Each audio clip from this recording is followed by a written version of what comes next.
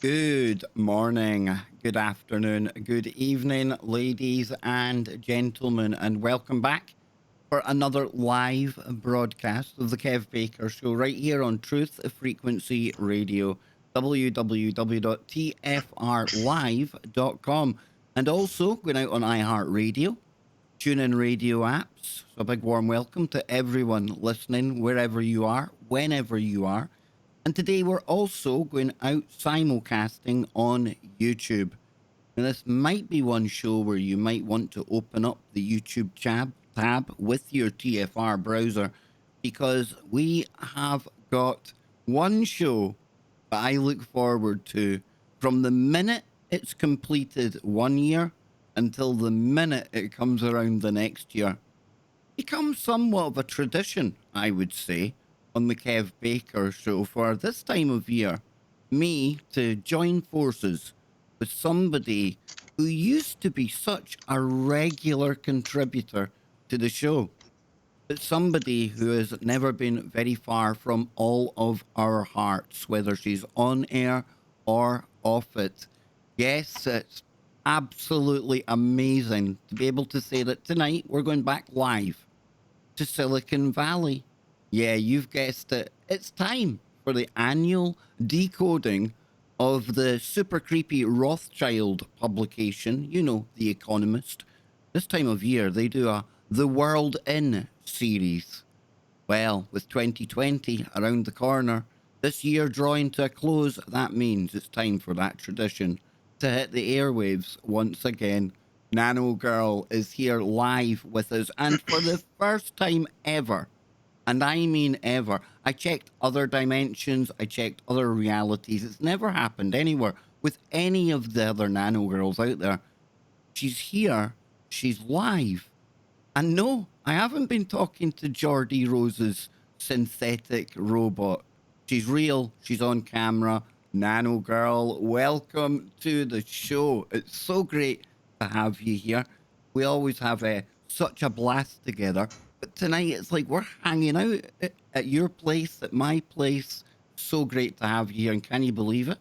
We're back. No, I can't believe it's another year. I can't believe we're here again. I am so excited to be able to do this again. And I know I pinged you a couple weeks ago and said, I bought the magazine. We got to do the show again, because we have such a good time doing it. And it's always crazy.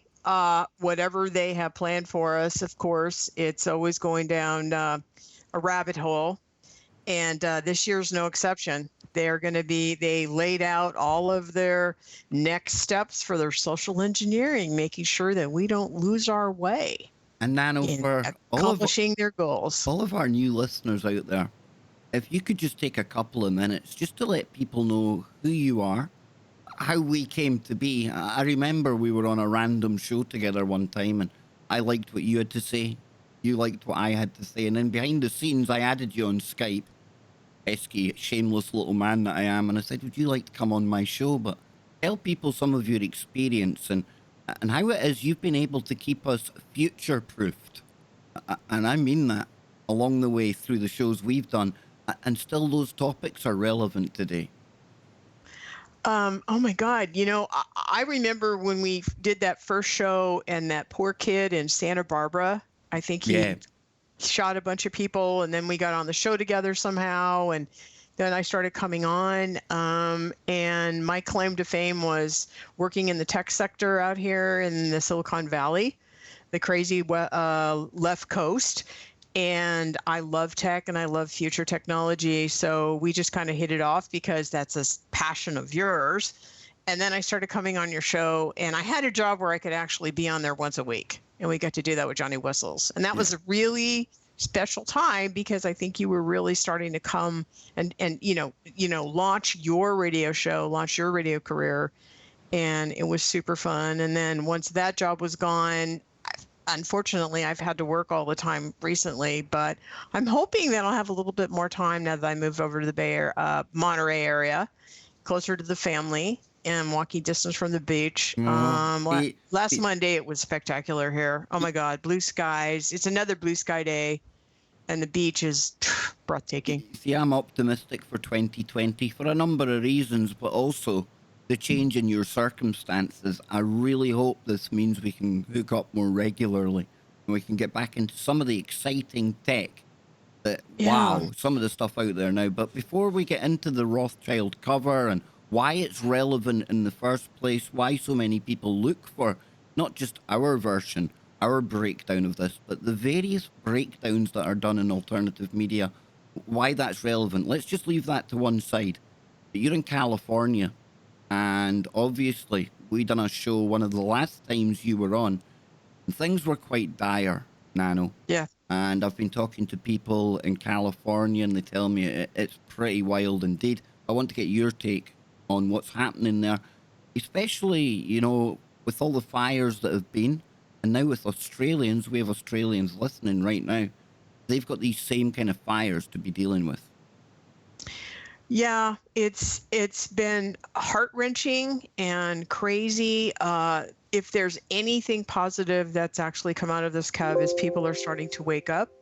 Something I noticed while I was doing research on the fires and what was happening and keeping tabs of them the whole October, November timeframe was people were, especially, I would say more, you caught it on Twitter. People's comments was, this is crap, this is bunkus, this isn't real, this is Rothschilds, guess who owns PG&E, guess who owns Edison. And became very, very clear, even in the NBC, ABC, if they had YouTubes and they were showing fires, the comments were of people just completely awake, absolutely not buying this. There was a poll done about 2 or 3 months ago that said 92% of Californians want PG out of here. There is a recall Gavin Newsom. There's a couple of those. I haven't checked on them recently, but I definitely want to sign up for one of them. There's 2. And I started talking to a friend of mine over the holidays, talking about prepping and making sure. I said, I don't see this going away. And he is not one of the people that believes this is done intentionally, but he was certainly talking about how he feels like he also needs to pay attention about being prepped and making sure that we have what we need in case because my sister, who lives in Redding area, she was hit by this every single time the power went off. They were off for a week. Luckily, my brother-in-law has a generator, and they have 2 different places. They have a cabin. The power was off up there too. So those guys have been hit very, very hard. And if you have any kind of place in Northern California or in the Middle Coast, you probably have to have a generator if you can afford it, because you're going to get hit time after time after time. So I don't see them getting better. I don't see this being turned off. Look what's going on in Australia. It's the same thing. And that's what makes doing this Economist magazine so interesting and so frustrating sometimes, because they make it sound so reasonable, everything that they're doing and all the plans they have. Like, let's all look at climate and work on the climate change and sustainability and work with the UN. And it's like, are you kidding? And a couple of times you just have to put it down and walk away. It's like, you guys are nuts. No, you're right. Do you think we believe this? And that's why it's so relevant, though. Some people, they probably think, what is the point in spending time looking at a magazine like The Economist, one of the most driest, boring magazines in the world, right? But then you come to realize that they're 50% owned by the Rothschild publishing house, and they really do have their finger on that globalist pulse. It's not prophecy when you are part of the conversations and amongst all the steering groups that make the world the way it is today. And social engineering is something that I know Nano has really picked up on in analysing this year's cover and contents of the world in 2020. So Nano, that's why I think, and I enjoy it. I enjoy kind of giving our opinions, our commentary on what we think it all means, and more importantly, where we think we're actually going. So you've put together an amazing presentation, And I'll let you say a couple of words about why we do this before we get into the cover of this year's Economist. Okay. Why we do the review? Yeah, why you think it's important? If people out there who might think it's a waste of time, it's Yeah. silly. I actually think that this was a kind of calm year, Kev, really. If you look at the cover and doing the review, and I've been focusing this year on social engineering. Like I've stepped away from keeping track of high technology, to be honest with you, and I started focusing on the social engineering aspect of everything, because we have so many characters out there who are acting so out of what I would consider the mainstream. Where is this all coming from?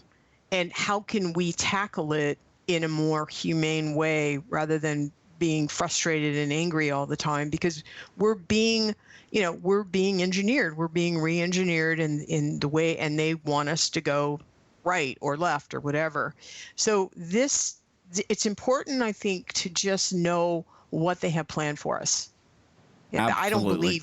I don't believe anything they say, but I think it's important to understand what they believe and how they see it and how they see us and how they see the planet. And they believe because they have the money, because they've been around a long time, because this has been their plans. They never even question the fact that they have the right to do this. No. And they have some things planned for us I don't want any part of.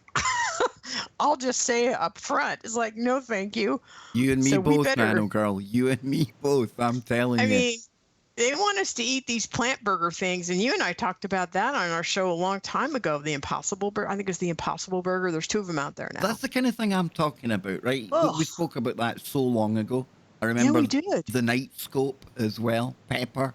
You see these things everywhere now, and that's why I really hope we can get back to doing some of those shows in the future. Yeah. But let's get into today's plethora of information we've got, because you've put together a really powerful kind of PowerPoint here. Thank you. Lots of slides, and for anyone listening on radio right now, it's the one time I really do have to apologize, but there definitely is a visual content or a visual element to this.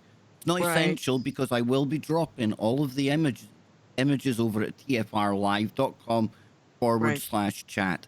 So, Nano, the cover, my first thoughts when I seen it, is that it? Yeah, that was my first thought. Second thought, third thought, and fourth thought. And even going through it, final thought. It was kind of boring. I don't know if it's because it's David Franklin's last year. He's the editor. I don't know. I came to the conclusion after going through the magazine, I've spent the whole last week on it, that again, as I said, it's more about social engineering. It's more about what is the road that they plan on taking us on. So that's kind of how I see this. And I think, and I guess you could say looking at the world, but I was surprised that there was very few leaders' names on it. And going through the magazine, the focus is on China and America a lot. We will be going over Macron and a couple of the leaders, but from the Economist perspective, the people that are going to play the bigger roles, of course, are going to be China and America because of recession and because of the trade agreements. That if these trade agreements blow up, then the recession will definitely happen. And they said it'll be all Trump's fault because of Trump's ego. And of course, they didn't spare Trump on any of this. He gets bashed through the entire show. He's somebody that's always been definitely given the rough end of the stick by The Economist. You can tell by the cartoons that they do. Hey, nothing new there, right? Trump's probably used to being treated like that, but they're very in that kind of mode. So it doesn't surprise me that his name's on the front. We had recession, like you mentioned there. Nano, will we break down the words that are on here for people? We actually, do you want me just to say them real quick? Well, if you want to, or we can move on to the second one. We can move on to the next one. So the next slide, of course, is the one, and I personally feel like doing the Economist magazine is like jumping into Alice in Wonderland, Yeah. which is why I put her picture there. I mean, it really is. It is because last year when we did 2019, if you go to the next slide too, when we did this one in 2019, the whole thing was the backwards mirror, right? Yep. Going, yep. And I feel like whenever I read the Economist magazine, it's the opposite of what's happening. Like the way they paint everything, the way that they cachet it in all their articles, it's just, I'm seriously, the word I'd use is reasonable. It's like, oh, well, look what they're saying. This is so reasonable. Yeah, we can all work together and we can all have sustainable, and we should be paying attention to climate change. And yeah, what about the nuclear proliferation treaties and, blah, blah, blah, blah, blah. But there's none of the nuances that are going on, or the fact that, why do they get to say what's going on or how things are going, right? They certainly don't want us to worry about sovereignty or sovereign nations or anything. So anyway, and then of course the next one was Ode to Kev there, because that was your brilliant picture from the cover. I love that. I found that. I do love these shows. I really do. And for me, when I see anything to do with the Rothschilds, and it's like forecasting forward, and then they take so much time to deliberately commission one artist for each publication that they do. I know there's a lot of power in imagery, and I'm not saying it's magical in any way, but in a way it is. And that's why for me, we get the entertainment of me and Nano doing this together. We have fun doing it. But at the same time, I really do think there is a more serious, and dare I say it, even occult kind of levels to what's going on with The Economist. I really do. Oh yeah. Oh, I think that's without a doubt. Yeah. There is definitely an occult. I mean, they just love the UN. They love their anniversaries. We'll be mentioning several anniversaries. It's like we're a bunch of children in their story, and they're going to hurt us in the way they want us to act and to behave and where things need to go. I don't think they have our best interests. I don't think they care about us. No. They're going to just harvest the energy that we provide them, and then they'll, do what they're going to do. I think that's really what it comes down to. Obviously, that's not mentioned. I mean, if we go to the next slide, if you don't mind going to the next slide.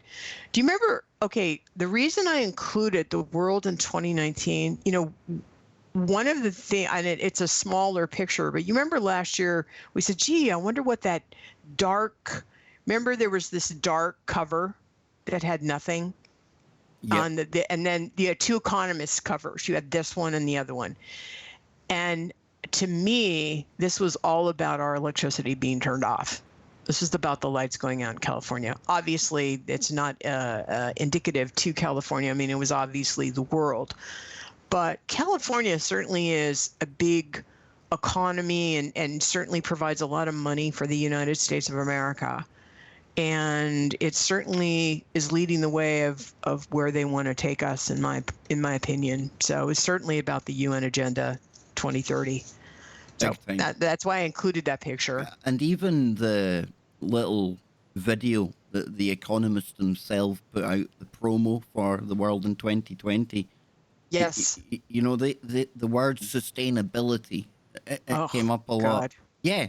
Climate.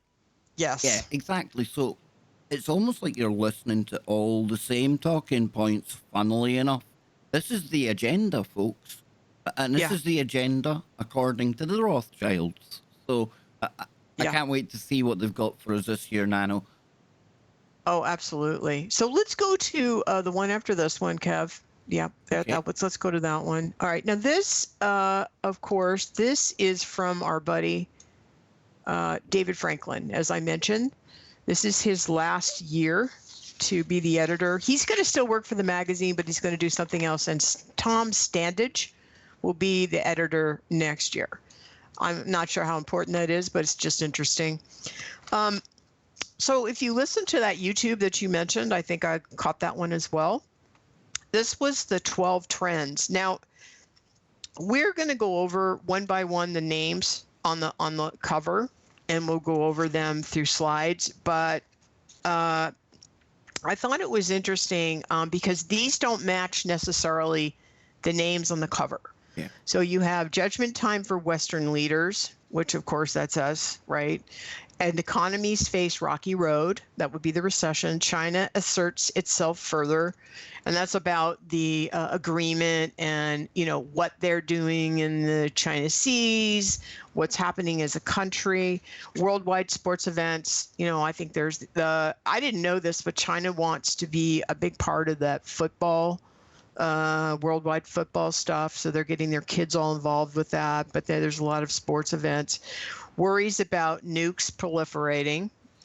Governments try and tackle climate change.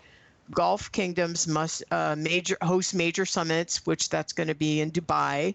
Multiple missions to Mars, which we'll go over.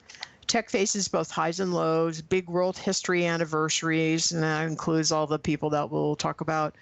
Television streaming wars intensify, which I think if you live anywhere, if you wanted to have one way to catch all the shows, forget it. Now you have to sign up for like 10 different people, right? I know, it's getting ridiculous, isn't it? It's ridiculously expensive. World old will outnumber the young, and they're calling it the year of the Yold, or the time of the Yold, YOLD, where the old will outnumber the young. And for the first time, the world will have more people aged over 30 than under. That's a disturbing trend, is it not? Well, the first thing I thought, well, congratulations, you're being able to kill us off. Wow. Way to go. That really is. The one it kind of stands out for me there, the sport you were talking about. The money in Chinese football, soccer, whatever part of the world you're from. It's unbelievable, Nano. You're talking millions of dollars weekly in some cases. Where they get the money for it's ridiculous. China's doing pretty well. I mean, they've got a ton of money, and then some, by the sounds of it. Some. Yeah. Yeah. I know their economy is not perfect. It's not doing as great as it was. I get that. But I don't think it's not too shabby either. No. So why don't we go ahead before the break, and maybe we can start jumping into, let's go over Mr. Trump, and we'll go over the first. Okay. So we've got Twitter Dumb and Twaddled D.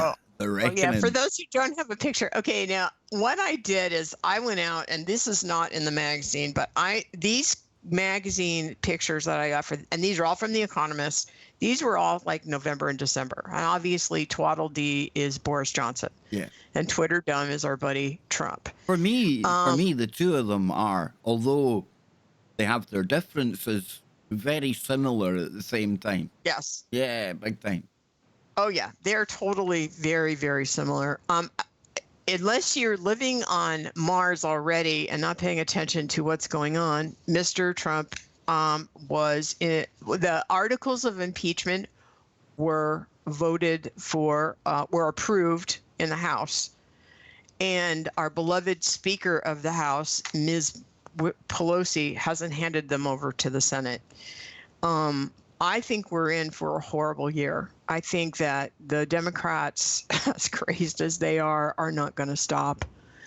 And they're predicting they're predicting that Trump will sign some kind of mini deal with China, with Xi Jinping. He did already. He did. I saw it in the news yesterday. There you go then.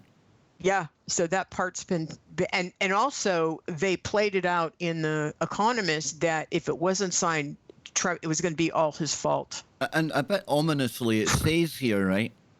Mm-hmm. It says, with American politicians distracted by electoral rivalry at home, opportunists worldwide will be tempted to try their luck. If that exposes America's superpowers' weakness, the embarrassment could in turn push and argument over America's role in the world, potentially precipitating an international crisis, they predict, as the president feels himself compelled to act decisively. Such a crisis is the last thing a faltering economy needs. That sounds almost like a warning. We'll be right back, folks. Don't go Yeah. anywhere. Okay, so we're still live, Nano, on Okay. YouTube right now. So a big warm welcome to everyone out there in YouTube land. And I hope you're as half as excited as I am to have Nano Girl on the show. I know you've been on the show hundreds of times, but it just feels that bit more, I don't know, cozy, personal. It's good. It's the first. I was telling Trev, it's the first time I've ever been live, and I can see in my video. I'm like, that's okay. We're doing all right. I think Catherine it's Austin awesome. Fitz can do it. I can do it. So. Well, I think it adds an extra dimension to what already were barnstorming shows. And before we go back, Nano, we're at the end of 2019 now. 2020 around the corner. You excited for 2020? As an American, I'm freaked out. I mean, am I excited on a personal level? Yeah. And I like where I'm living, and I'm ready to start something new, and I have goals I'm starting to set. So on a personal level, yeah. And maybe that's the best way. I mean, when we get to the end of this presentation, I think really the most important thing to focus on is our friends and family, right? Yeah. And how we can keep them close to us. That's going to be keeping us sane. As an American, I have to tell you, I'm a bit freaked. I am. And I don't know what's going to happen. And I don't know what the crazies are going to do. Nancy could take so many steps going forward. So we'll see. I honestly think she now owns what used to be Hillary's Broomstick One. She definitely has Broomstick One. She definitely does. Well, that's why I have, she's Wicked Witch of the West, and Hillary is Wicked Witch of the Arkansas. East. So over there. But we were actually taking a look just before we went on air, and I was saying to Nano, really surprised me is how long Nancy Pelosi has been rubbing shoulders with the likes of JFK. We were looking at a photograph of, right? Yes, She's been in there a long time. She's a player. She knows what's going on. And what's your thoughts when you see her right now, what she's doing with the whole impeachment, all that stuff? Here's what my biggest fear. Okay, option one is they get the articles handed to the Senate, and the Senate just blows it out of there and says, no, we're not going to vote a positive, and he's free to go until they impeach him the next time. Because it will happen again. Yes, it will. In fact, there was a statement by Shifty Shift, who's going to go after the vice president, Pence. I don't know if you caught that. It was 2 weeks ago. He's a dodgy bloke. Oh, he's going to go after Pence. So the third person in charge, the person next, if Pence and Trump were gone, guess who'd be president? Ms. Pelosi. I still think the Wicked Witch of Arkansas is going to come dusting off the cobwebs and make a grand appearance. Yep, exactly, Nano. And folks, we're going to be going back to tfrlive.com in just a moment. Truth Frequency Radio, the home of the Kev Baker Show. For this one time only, once a year, we add the visual component. It's necessary for when we're doing this stuff with the Economist cover. Right. I want to thank everyone that has jumped on over to YouTube or over vice versa to TFR, depending where you are. We'll be going back there in a moment, but remember to support all of the shows on there. Check them all out. We'll be going back there right now. Stand by, Nano. Here we go. There we go. Welcome back. Part 2 of today's annual decoding of the Rothschild Economist cover for their publication, which is entitled The World In. And for a number of years now, I believe it's something over 30 years they've been doing this, Nano, is that correct? I think I read somewhere today. This is the 34th anniversary of this. Yeah. Yeah, 34th. And we've been doing it 4 years, I think, right? Yeah, and of course, I'm pretty sure. With the Rothschilds, these are people that are not only privy to some of the agendas that are afoot right now, they've helped to implement them, not just in the past 34 years, but Yeah. over the ages. So coming back to where we left off, and there was Yes. almost an ominous warning, Nano Girl, about a crisis, about a crisis, they say, that may be landing at Trump's door. You know, with everything else going on with Right. impeachment, with elections, and then, you know, when the Rothschilds say, hey, by the way, the last thing you need, pal, is one of our crises landing, I think you have to pay attention, right? Yeah, again, this is their thinking. This isn't mine. Yeah. I would not have predicted that for him. I think that I think when you said, you know, how do I feel about 2020? What I'm worried about is the Constitution and the Bill of Rights. I'm more worried about that, and I'm not looking at Trump to save us. I'm looking at us to save us. I've had some really good talks with some friends of mine that we've all been sort of diehard this or that. And I think a lot of people are stepping into the middle and saying, we want the Constitution, we want the Bill of Rights, you know, we want a rule of law here.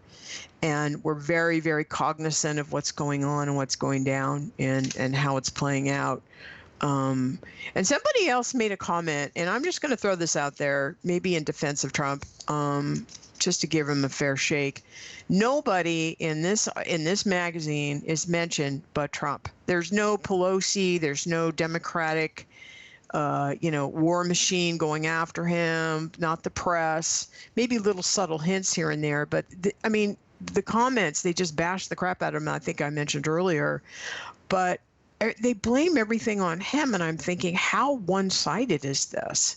You know, and I know they really dislike him, and they never missed an opportunity to say what they had to say. But let me throw this out there. I think history hopefully will show, at least for me, if I look back on his presidency, that I was awake, but I was not as awake as I am now by having him show up and throw the biggest monkey wrench you could ever throw at the press, at the Congress, and forced this cabal to come forward and show themselves.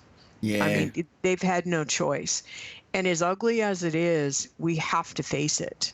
And I think that's what's so scary about this. You know is me, we have Nano. to face it. I never take political sides. I don't trust any of them. But Trump's an Right. interesting character, not the politician Trump, but him himself, his family.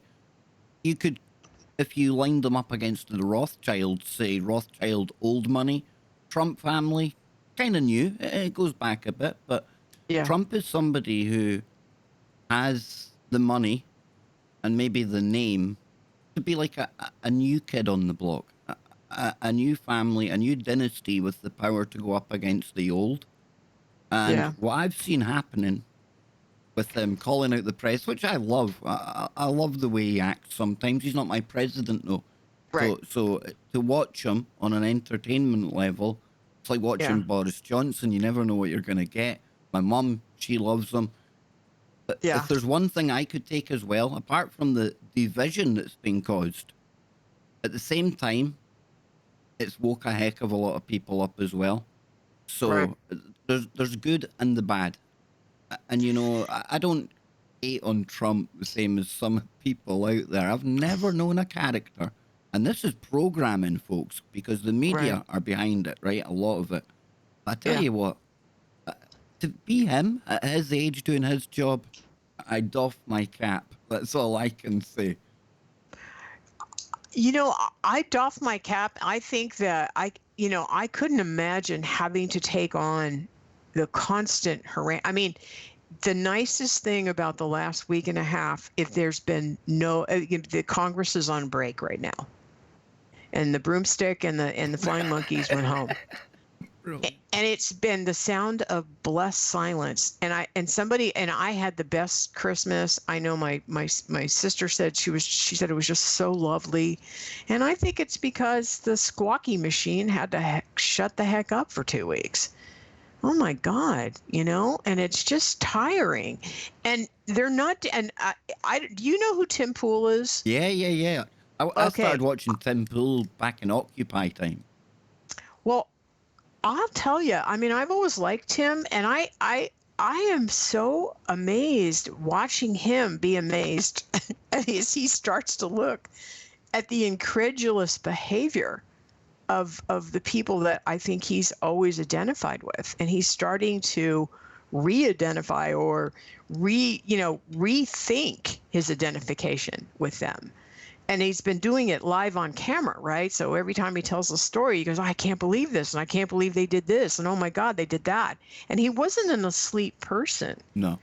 but he's always leaned more towards, being a more, giving and, what you would call democratic principles, and that kind of stuff.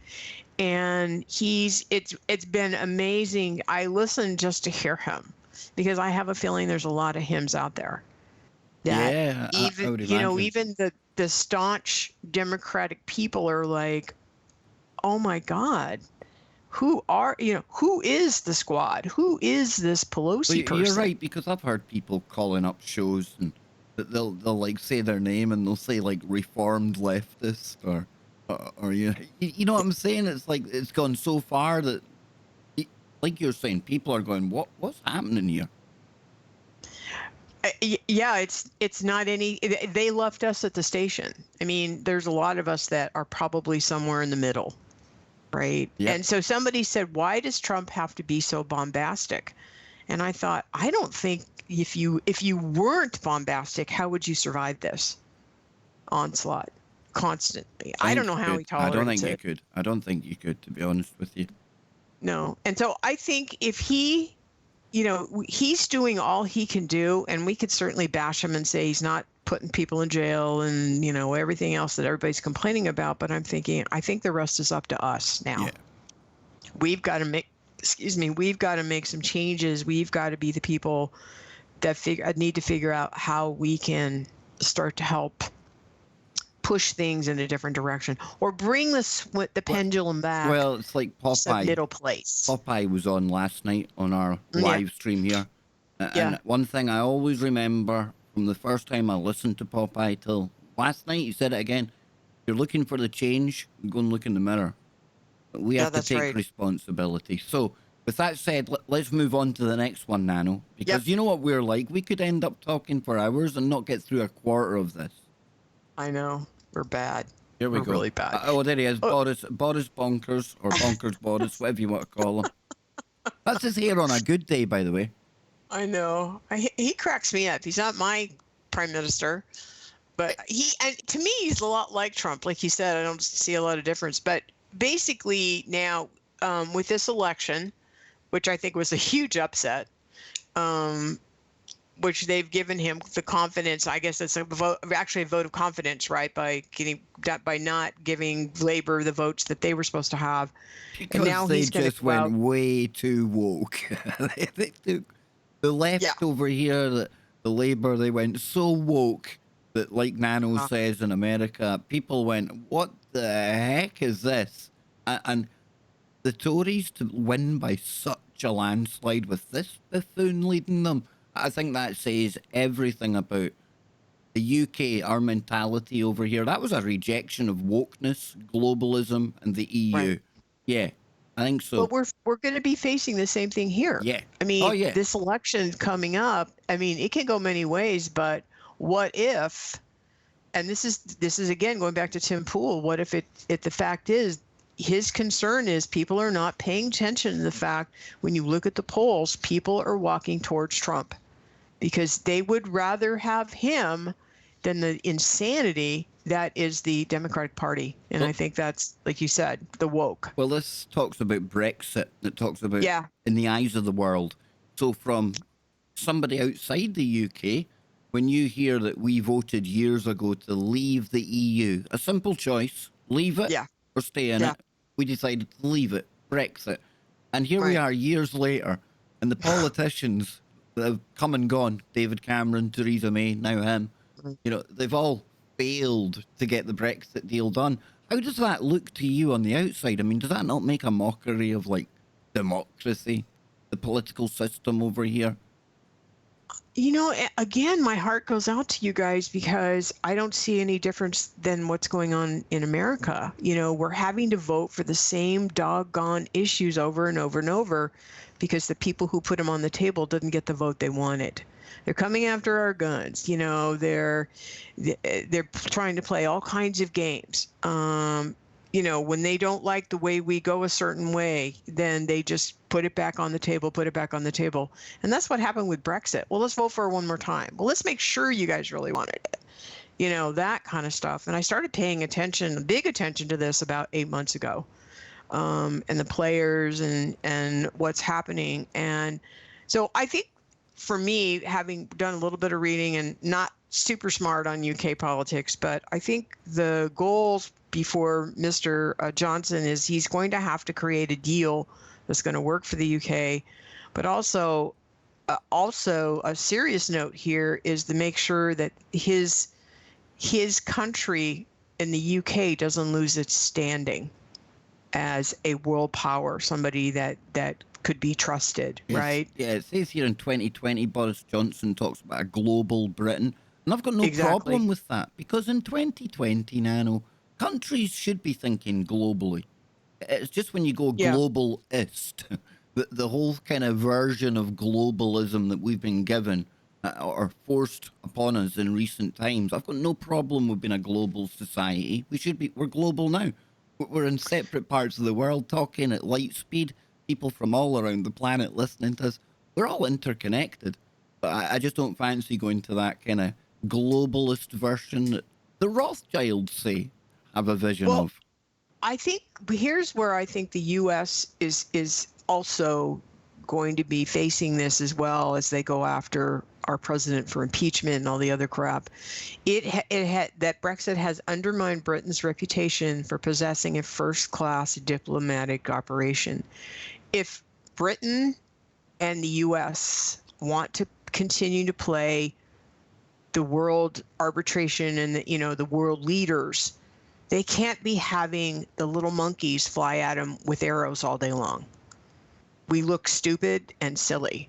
And the thing with Brexit is, I think what it came down to, maybe this is just an American looking at it, at the end of the day, it started to look like a circus, right? And it undermines the capacity, the capabilities of the leadership.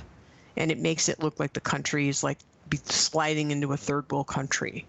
And I think that the Rothschilds would just love that.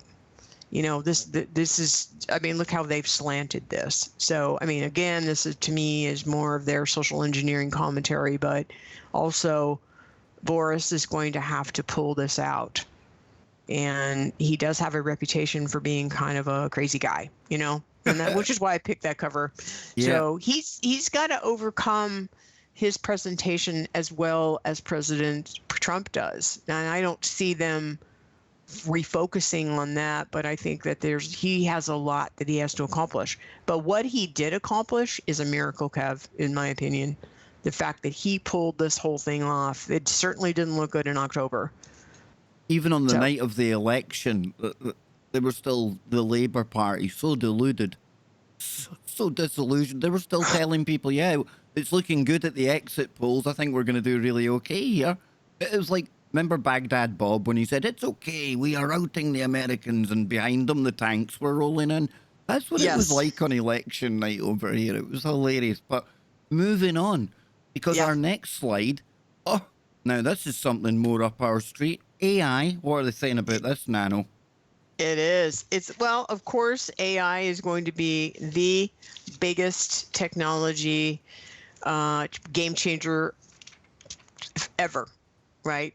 And what they did is they actually interviewed this GPT-2 AI, and they asked some questions.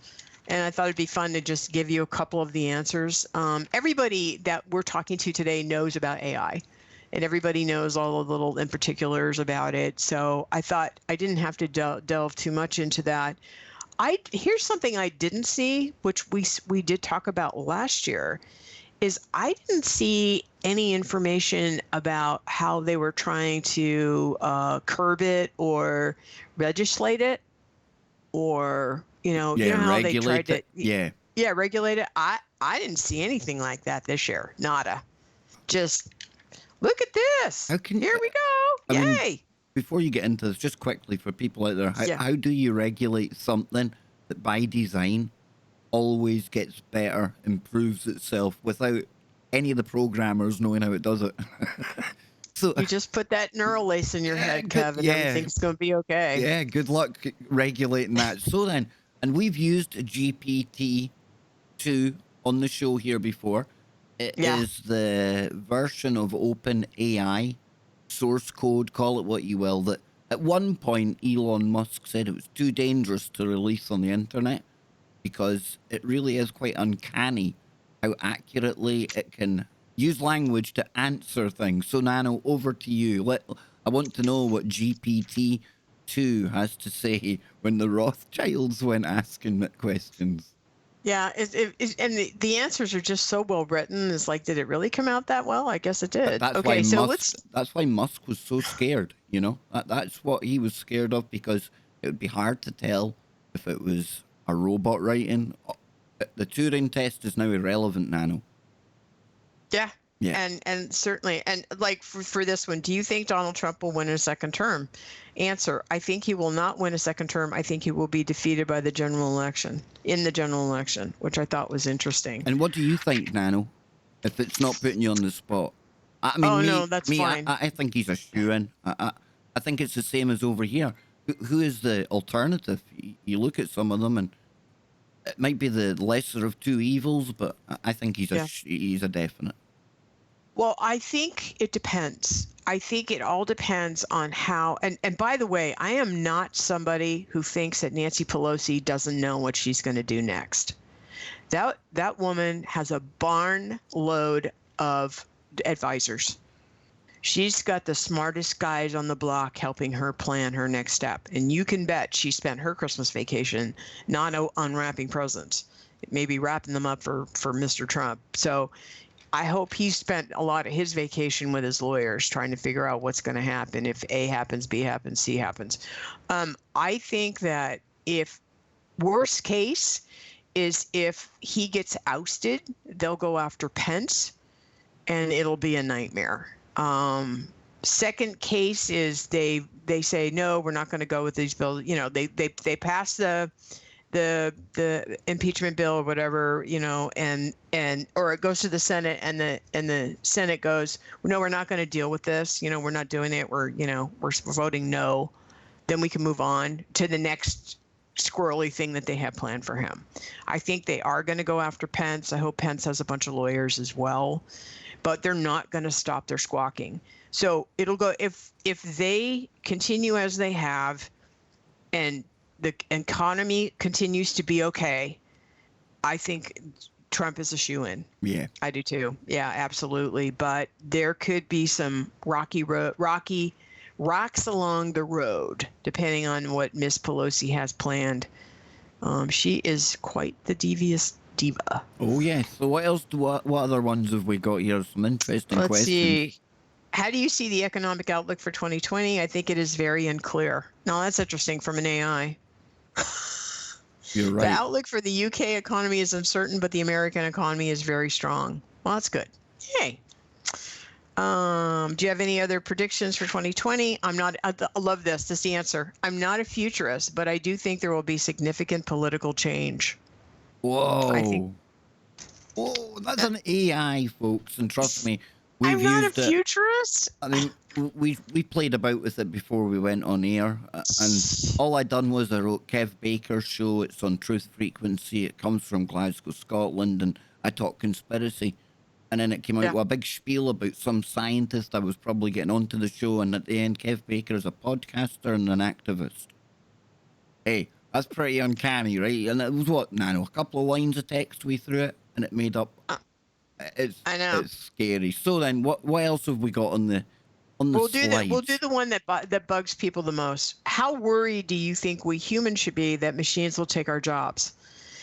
Answer: it depends what role machine intelligence will play. Machine intelligence in some cases will be useful for solving problems such as translation, but in other cases, such as in finance or medicine, it will replace people. Now, what you're going to find out later in our show is with the exception of nursing. I was That's just the way about to Florence. say there's always going to have to be Yeah. that human, caring, Touch. compassionate, empathetic, all the things that an AI by definition just cannot have, Nano Girl. Yeah, I agree. And it says, what is the future of AI? It would be good if we use the technology more responsibly. Now, this is coming from the AI. In other words, we should treat it like a utility, like a tool. We should put as much effort in developing the technology as necessary rather than worrying that it's going to harm us and destroy our lives. I like that. And on that note, in We should probably January, go to the next thing. I'm going to have a programmer slash roboticist coming onto the show to give us a very positive outlook on the technology that we tend to sometimes wrongly negative on all the bad things. And like Nano said in opening up, I love technology. I'm a little geek. And I'm not scared of everything I see coming at us. And it's going to be refreshing to speak to somebody else that works on the front line, Nano, who's got that same opinion. So, yeah, that's one to look forward to in January. So then, where do we go now? I think we should move on because Okay. I have like 47 slides and we're on number 11. Let's rapid. Let's do it. Oh, the Olympics. The Olympics. Okay, so Tokyo. All right, so on the cover we had Trump, Brexit, AI, and the next one was Tokyo. Tokyo is going to be hosting the Summer Olympics. The robots will be out in force. You're going to have Robot Olympics, plans to use a flying car made by Toyota. And of course, we know that it's the home of iconic inventions such as Walkman, PlayStation, and the Prius. Japan will boost its image as being in the cutting edge of technology. And the Summer Olympics are going to be July 24th to August 9th. This is when we totally go space age, isn't it? This is when... Yeah. Oh, it's going to be awesome to see. I think it's going to be pretty awesome. So we're going to go to the next one, which is Mars. So we're just going to kind of clip along here. All right, Mars, into the uncertain yonder. And all these are all words from the Economist, not me. So we've got a bunch of things that's going to happen. Space missions launching in 2020 range from the exploration of Mars to the defense of Earth. And then, of course, we have all these countries, right? The space agencies of America, China, Europe, and the United Arab Emirates. The UAE all plan launches of unmanned Martian probes. So NASA, we already have, NASA already drives robots on Mars, but in 2020, rover will carry a helicopter drone. The ESA, helped by Russia and the USA, will land the rover Rosalind Franklin, and that's the name of it. UAE will launch on a Japanese rocket, first project of its kind from the UAE, dubbed Hope. And then we have a solar orbiter, and that's going to be checking out the sun and all of the solar, the ejections, the sun ejections, and trying to figure out what's going on up there. So we're certainly making some steps in space this year. I really think, and it excites me, all of this space talk, because this is another avenue, another revenue stream for some of the companies that have become so used to living off military means, shall we say. They're going to be able to turn their technology, their workforces, and make money from space, Nano Girl, which means they're still going to get their money they're used to from somewhere else. And I hope on a global level, and I'm not taking like the Rothschild Kool-Aid here, folks, but I see space as literally being the next frontier. They're done with Cold Wars. Hopefully they're done with hot ones as well. And this whole space race, I get it. There's going to be a bit of to-ing and fro-ing in there as well. I think this is huge moving forward next year and beyond. This is the next big thing. Yep, I think so too. I think you're absolutely right about that. So I think that's a good thing, right? All right, the next thing, and I wish I had a online copy of the magazine where I could have done word find and find out how many times climate was in this magazine. I'm surprised my favorite young person, Greta, wasn't on the cover of this year's Rothschild cover. making Well, me she feel got Person bad. of the Year. Oh I my know. God. Hey, probably person of the century when we check next. Yeah. Who knows? So what's it saying about climate of discontent, Nano Girl? Okay, so basically, what they're going to be doing is they're going to have a climate risk summit July 1st in 2020 in London. And then this made me laugh. This is going to be the COP26 Global Gathering of Government Leaders on Climate Change, November 2020. Hold that Woo! thought. We'll be right All back. right. Don't go anywhere, folks. Okay. There we go. And we're still live. We're still here. Yes, Nano Girl. Okay.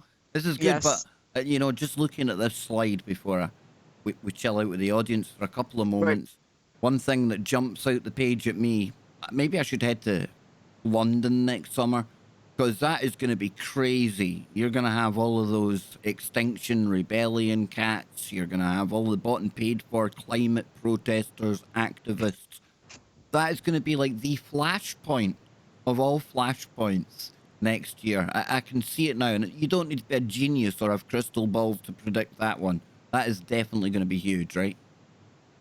Yeah, probably it is. And again, this is something they love to do. They love to have all these meetings and they define all the things they want to happen, right? And with this technology and again, sustainability and climate. I really wish I had had a word count in the magazine.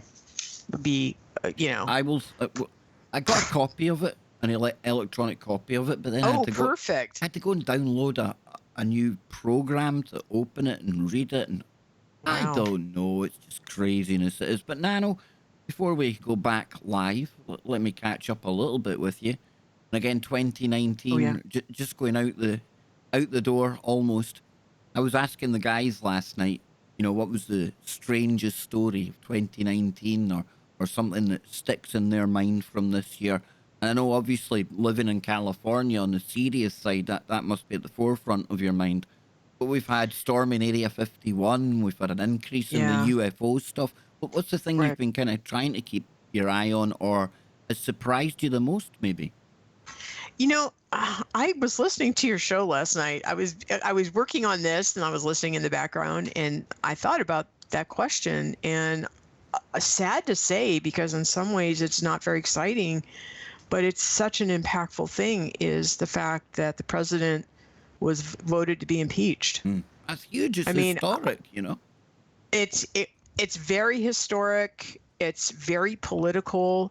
It matches up almost, point for point what happened to President Johnson back in the 1800s. And some people would say to Clinton, although I think Clinton they had a better case against Clinton than Trump. I don't think Trump did anything more than anybody else has done in that position. And it was all for political reasons, it seemed like. And certainly with Mr. Johnson, they hated him. They absolutely despised him. It just really feels like the whole thing. It's just so. It's just so theater. It's so WWE. It's so reality TV. It is WWE. It is absolutely, and it's dwarfed everything. I mean, like I said, I was listening to your show and I thought, and I thought about it a lot. I mean, I spent like a half an hour thinking, well, what do I think was the biggest event last year? And it dwarfed everything because if these crazies win, what are we going to do with our Constitution? How is our country going to move forward? It's a very impactful event that happened. Yeah. Very impactful. This is no small event.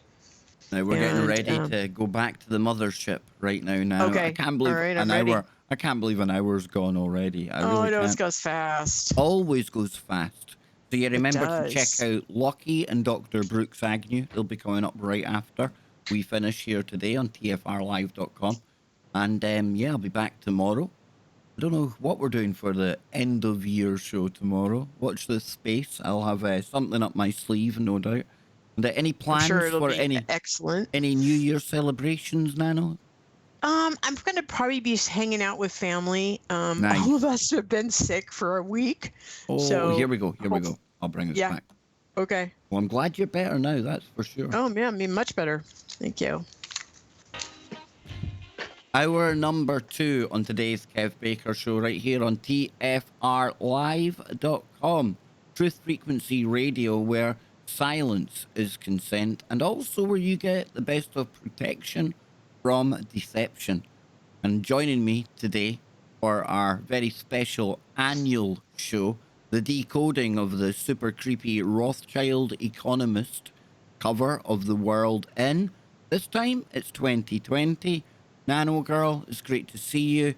For anyone just joining the show here, you know, you might have missed the first hour, but let me just recap. We're going over this annual publication, the part Rothschild owned Economist magazine put out every year, become a kind of tradition with us. And we look at some of the symbols on the cover, but this time we're looking more at what the social engineering and what the programming is coming from the articles themselves.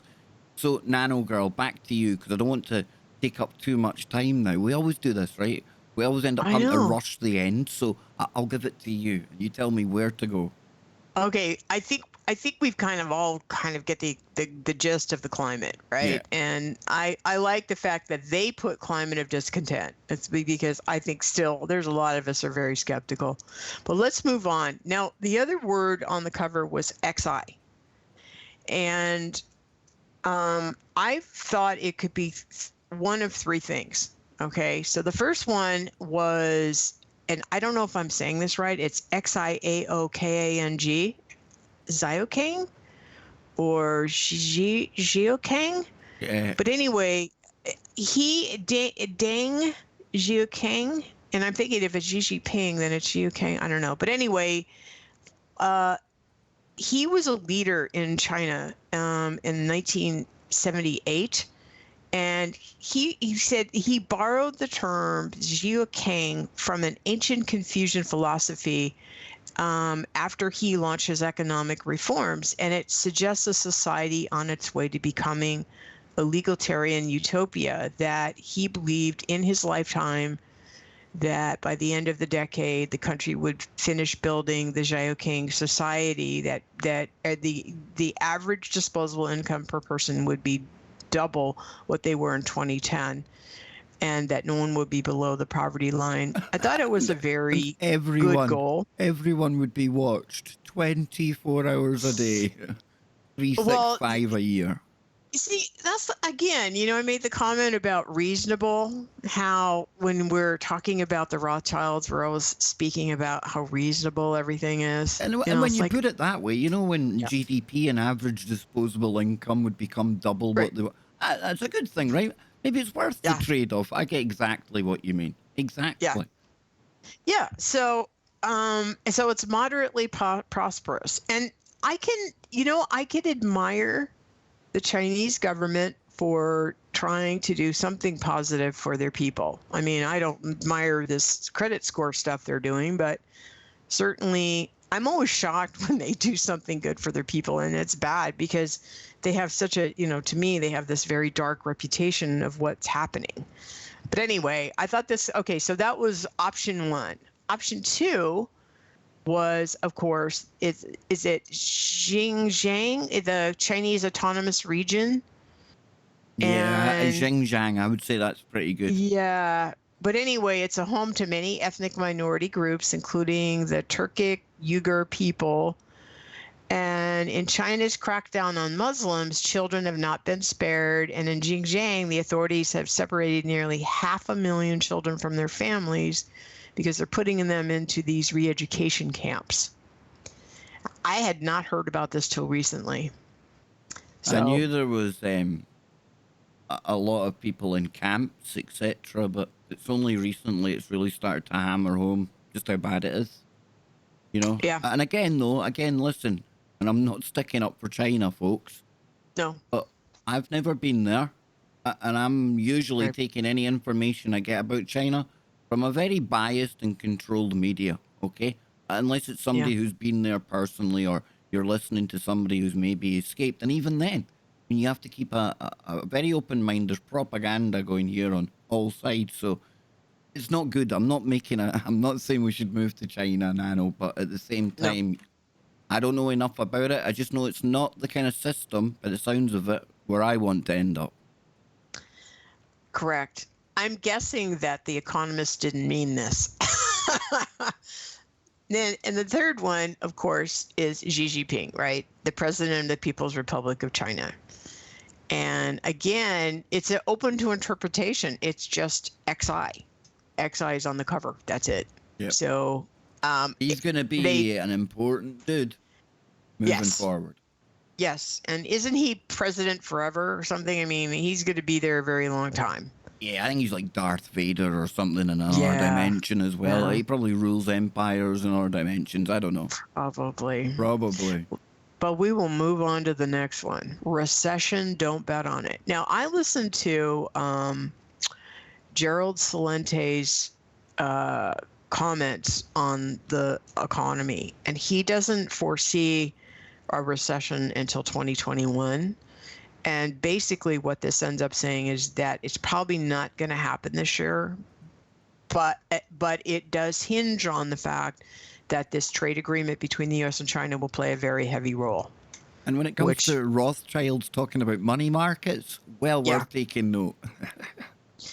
Yes, because it's all based on how they want things to go. So anyway, I left it at that.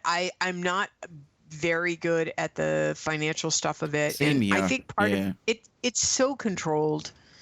It's such a game, you know, it's all programmed to how they want it to be. So, I mean, who knows? Exactly. So we'll go off to Mr. Modi. Peak Modi. That's the next one. That's the name of this article. Peak Modi. So he is celebrating his 6th year in the office. Narendra Modi, he is the president, or is he the prime minister? Anyway, and what I found interesting is, so the people in India supposedly wanted him to take a little firmer stand. So the Indian democracy now is going to settle into a period of one-party hegemony, which is never very good, right?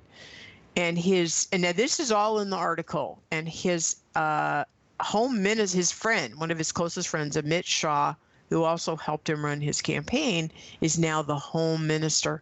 Never a good title.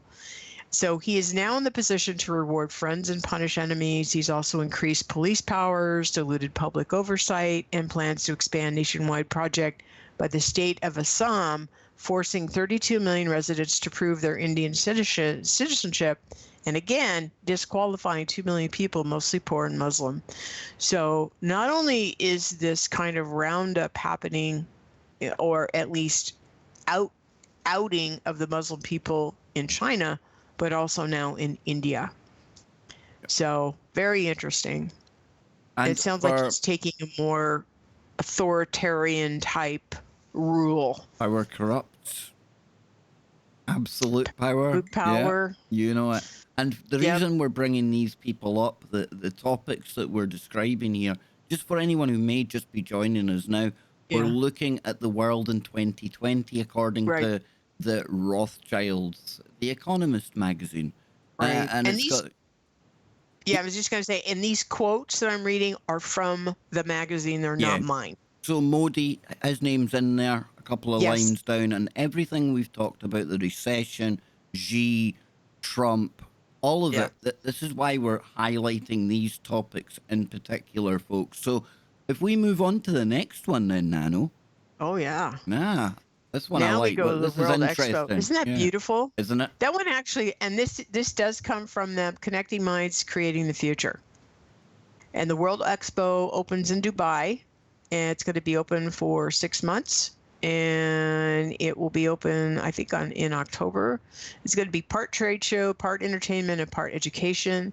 A steel trellis, that's what you're looking at, dome covering an area the size of 16 tennis courts will connect 3 thematic districts focusing on, wait for it, sustainability, mobility, and opportunity.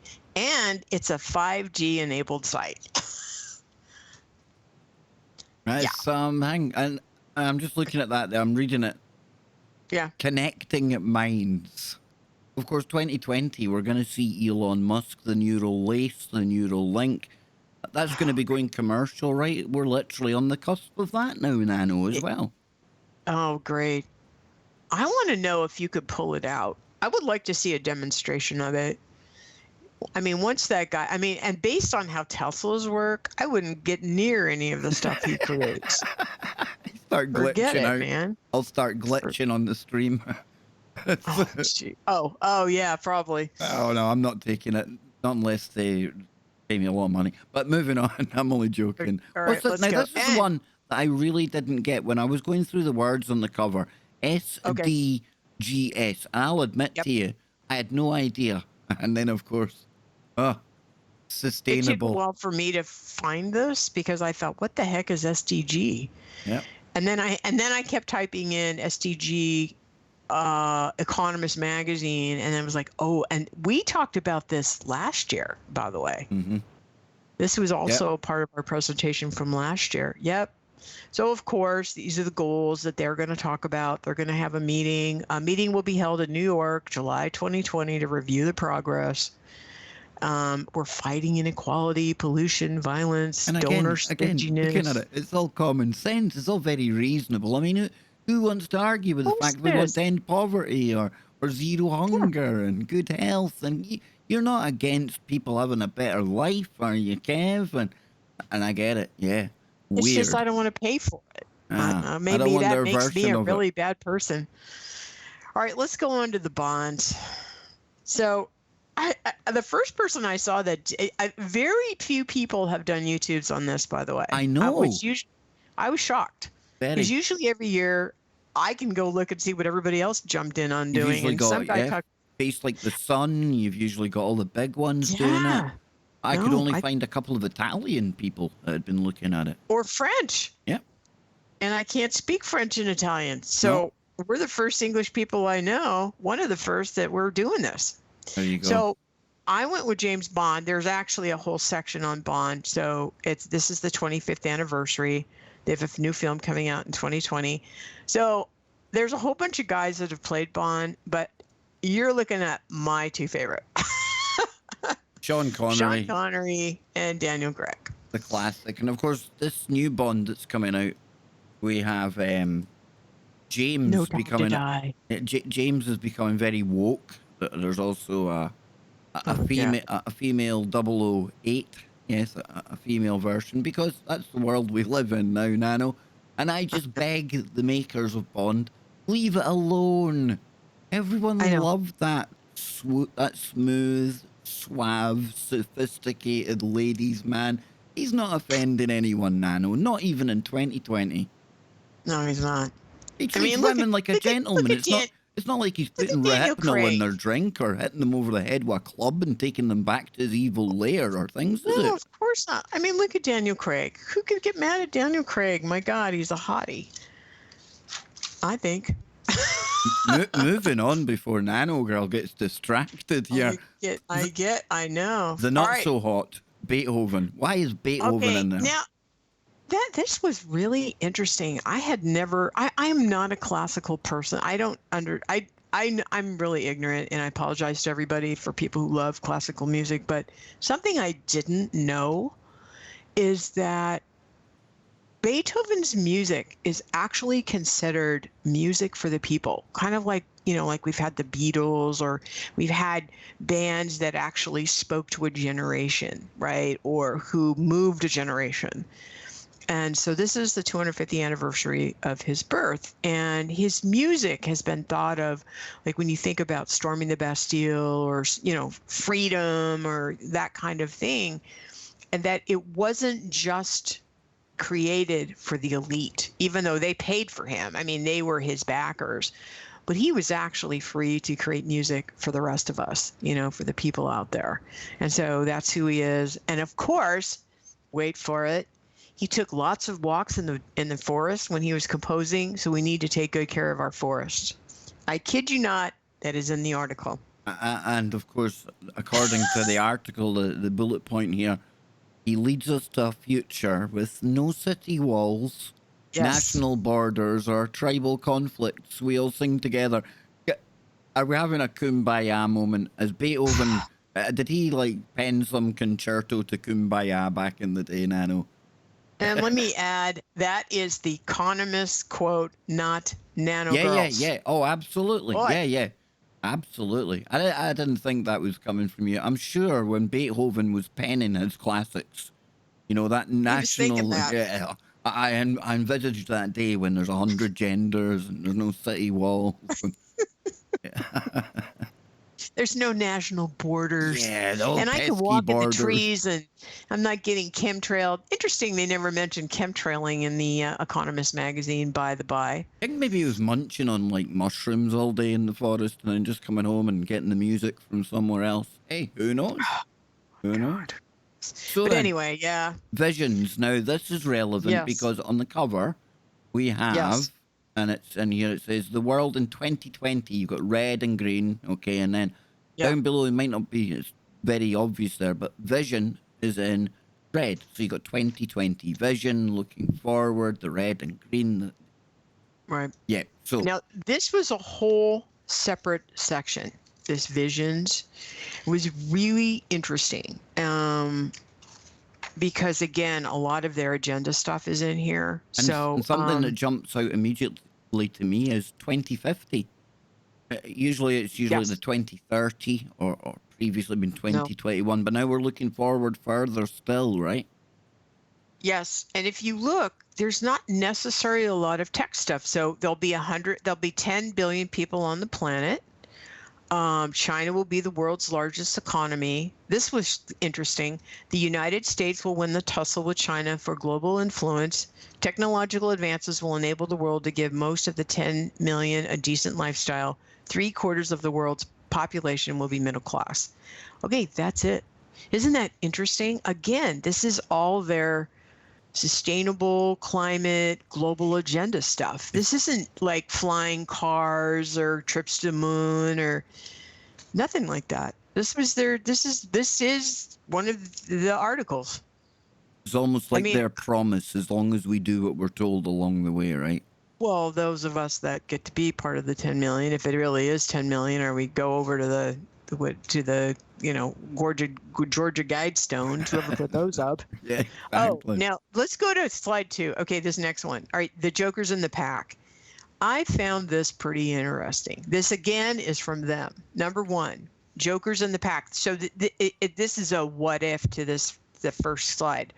If number 1, if we find we are not alone in the universe, this would change everything. Interesting, we have all that information coming out from NASA and everybody else, right? And secondly, and this goes to what we've talked about so much, Kev, with the quantum connection. And this was the quote from the magazine. Suppose we come to understand what we call paranormal, how we can sometimes foresee something about to happen when there is yet no rational explanation for how we do it. Well, as far as I'm concerned, we're already here for both of these. Yeah, exactly. I think There's no 2050 on this. Yeah, we're just waiting for the official explanation on what's going on with all of this. But yeah, Right. no, I find that really interesting to be thrown in there amidst everything Yeah. else. Big time. Mm-hmm. Big Yeah. time. So if all it else was- fails, we'll play the wild card. Well, I was like, how is this a vision? Everybody knows this is all real. Oh, okay, next slide. Okay, and then this one, of course, no surprise, towards a sustainable world order. Again, their words. The leaders of 100-year-old. Now, this article starts out talking about the vision. It's a 100-year vision from, wait for it, CFR, right? Council on Foreign Relations, and the League of Nations 100-year anniversary. Wow. This is their anniversary, kind of hoping this would happen. Individuals and non-governmental movements are demanding more sustainable policies from their leaders. Sure they are. Policymakers will be forced to impose often, and this is another one of those sentences you're like, great. Policymakers will be forced to impose often unpopular restrictions on their citizens' personal habits, especially their customs in transport, food, and domestic use of energy. Without such changes, recent commitment to net zero emissions targets will be meaningless. companies will start to align their operations with the sustainability trend, irrespective of what the Trump administration or other governments do to the contrary. Those are some pretty powerful statements. And by the way, let's go back to number 2, especially their customs and transport. There have been some comments in this magazine about, in fact, when we come to it, what's going to piss off our grandkids, which I think is next, traveling. Like, I'm thinking, so you don't want us to travel? In fact, let's go to and the the next first one. thing that comes to mind there when you're talking about that is the restrictions being put Yes. upon us by social credit scoring. Yeah, but they've made some sort of subtle comment about travel, about how that isn't sustainable. And I'm thinking, so you don't even, so no wonder they want us to all be in front of our computer, right? Yeah, So why go polluting the planet, Nano, flying halfway around the world when you could have a virtual holiday and download it? And that's basically what they're starting to say. I think we're going to see a lot more of that past this year. And let's go to this 4th one. What will horrify your grandchildren? Get ready for it, folks. Number 1, failing to do more to combat climate change. Number 2, eating meat. Number 3, opposition to migration. Number 4, attitudes towards gender identity and sexuality.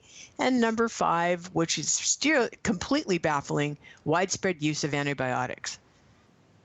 I think that's like, because they're trying to say, or they're probably scaring kids right now, saying by the time like you have children, because of the pesky attitude of these generations that went before you, your parents, your grandparents, now antibiotics are useless. If the planet doesn't get us, some harmless germ will get us because they've been rendered useless. And of course, our grandchildren will look at us and go, "That was your fault, Grandma or Grandpa." That's terrible.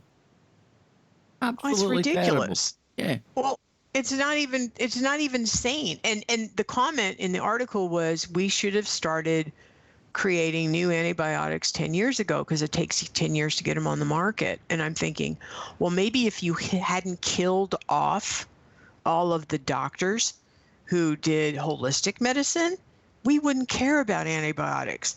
I went to Whole Foods yesterday, and I got all my echinacea and oil of oregano and all my stuff because of my sore throat, and I'm feeling much better today. I don't use antibiotics. So anyway, There's like a checklist. This is where they want us heading, right here. Bada bing, bada boom. Yeah.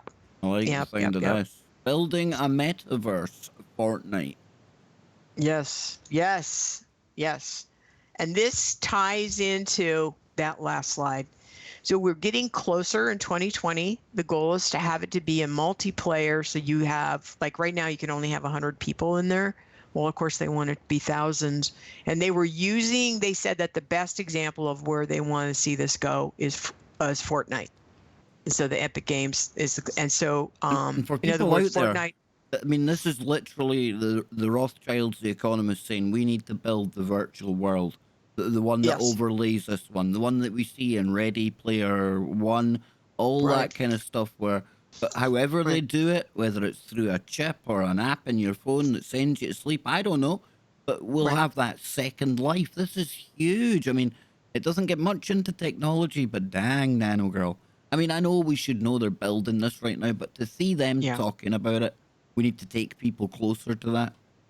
That's pretty huge. And also to take note that they would rather us be in this metaverse than travel.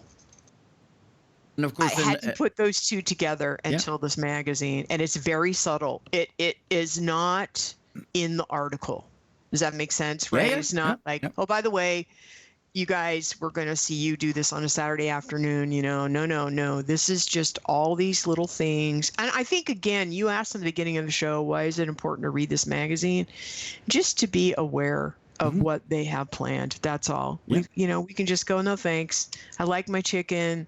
I like my steak. What I like about it, Nano, as the year goes on, there's going to be certain stories, certain things where you're going to think to yourself, hang on, that sounds familiar, or maybe you heard that before.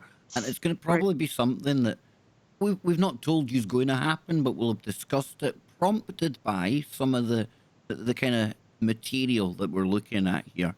And Right. again, I'm really so far, Nano. This is my kind of wow moment. Building the metaverse. We've talked about it before, but again, Yeah. to see it coming from them in 2020, huge. Now we're almost on the break. Don't forget, coming up right after today's Kev Baker show here on TFR, we've got Dr. Brooks Agnew and Lucky.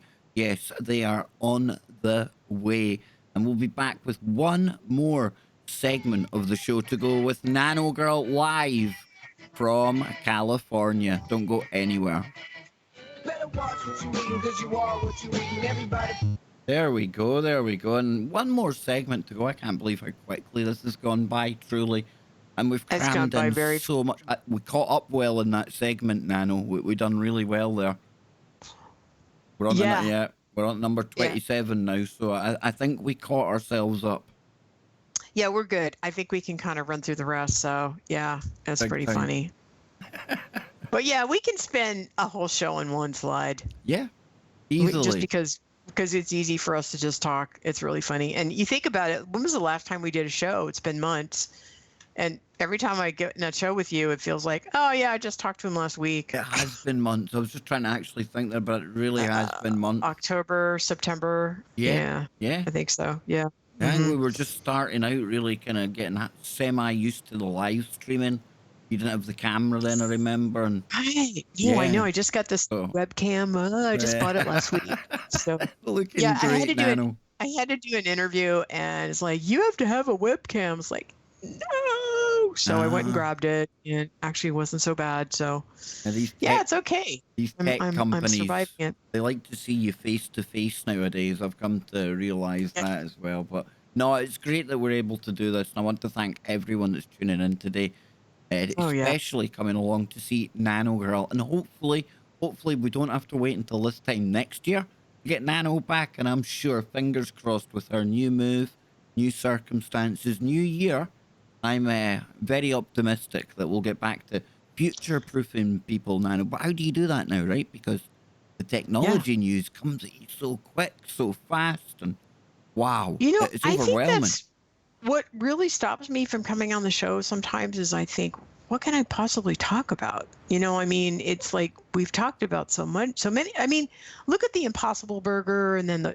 whatever one there's out there. There's the two of them, right? Yep. And they're being sold at fast food places now. They're being sold at where the last place I worked. That was one of their options for lunch every single day. And so all this stuff is already happening. But I may be taking a magazine or taking some of these themes and actually kind of expanding on them. But like I said, my focus this year has been the social engineering aspect of it, because it's so fascinating, and how it's so easy for us to get caught up in their web. They're so good at it. They're so subtle. Like you said, you know about games. I know your son plays them and you play them. But when somebody starts to weave these things together, like, oh, you don't want us to travel. Oh, you want us to play games. You want us to be in Fortnite. And so I don't have to go to Scotland, you know, or You think about it, think how they could market that as well, you know. Ever been on holiday and the weather let you down, or stuck at the airport for hours? Why not negate all of that and come to our weather guaranteed, no waiting, no restrictions, anything goes. Exactly. You can see it happening, right? Well, if we don't hang on to some of the things that we really love about being human, we're going to lose them. Yeah. Travel is definitely one of them. And I think that traveling makes you a much more aware person, a well-rounded person, a person who appreciates the cultures of other countries. It makes you a better person. And you're not going to get that in Fortnite. Oh, no, you're absolutely right. Absolutely right. You know, right now you can go and take a tour of the pyramids or any of the wonders of the world and use 3D, 360 cameras. And it's great, but you're not there. You're not eating the food. You're not seeing the people. Here we go. Almost forgot. I've been good today. I've done well. Welcome back for the final segment of today's show with me, Kev Baker, and the brilliant Nano Girl. So then, Nano, we've got one segment to go. We've got a number of Okay. slides left. We left off at, I was almost a jaw hitting the floor. I'm getting my virtual world built. And I'm only saying that to anger people who really go totally crazy when I speak positively about technology. So Yeah. the next slide here, number 28, Yes. it's called biodiversity. Yep. This is another one. Again, they could have, if you got a nickel and a quarter for every time that they had a word in the magazine, you and I could go to dinner at a really nice place. So again, there's the United Nations. God, they love the United Nations Convention on Biological Diversity, which takes place. Now, this was the one that I thought was funny in China in October 2020. Isn't China known for a lot of pollution? I'm just saying. Just a little bit that and Yeah. Frankenstein type experiments with CRISPR and cloning and organs and yeah. Yeah. So when you think about climate, sustainability, biodiversity is starting to eat lots of plants. This is what we're going to be focusing on as we go forward. That's kind of where they're taking us, that we're going to be better stewards of the planet, and their assessment of us being better stewards is you're not eating meat and you're taking good care of everything around you.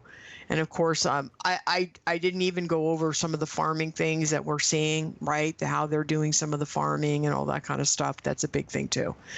But anyway, don't take my meat away. Just don't do it. Don't do it. I know. I'm with you. Now we've got the year of the rat. We've got the year of the rat. It took me a while to figure this one out.